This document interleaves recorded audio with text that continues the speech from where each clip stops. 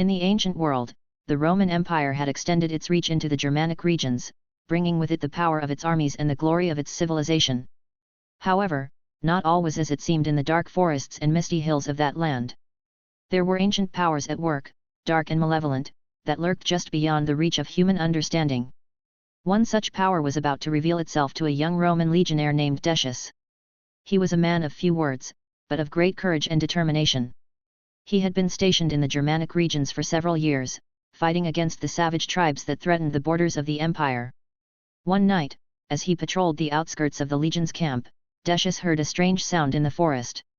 It was a sound like nothing he had ever heard before, a low, rumbling growl that seemed to come from deep within the earth itself.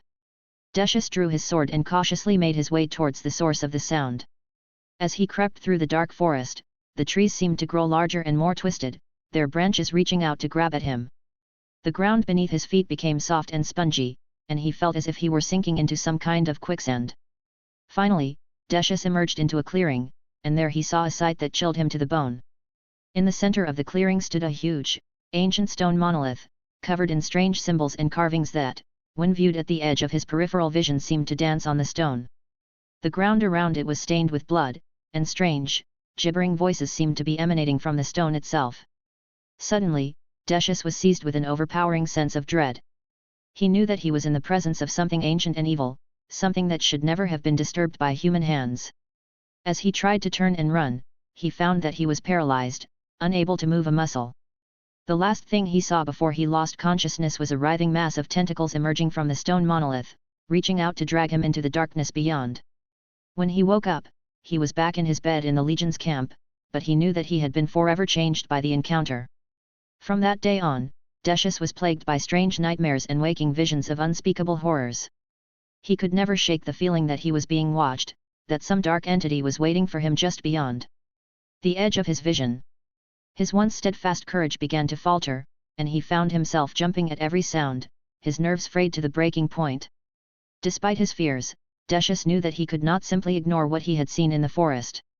He began to seek out the advice of the local tribespeople, hoping that they might know something of the ancient powers that lurked in the region.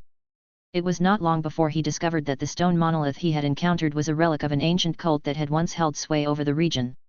The cult had worshipped a nameless deity, a being of unspeakable power that had been banished from the world of men by the gods themselves.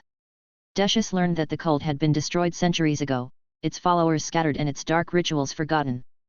But there were rumors that some of the cult's artifacts still remained, hidden away in the dark corners of the forest, waiting to be discovered by the unwary.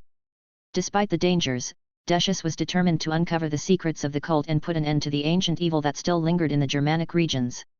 He gathered a small group of loyal soldiers and set out into the heart of the forest, armed with nothing but his sword and his courage. The journey was long and treacherous, and they encountered many obstacles along the way. The forest seemed to grow thicker and more tangled with each passing day, and the air grew heavy with the stench of decay and corruption. As Decius and his soldiers journeyed deeper into the heart of the forest in search of the relics of the ancient cult, they encountered a danger unlike any they had faced before.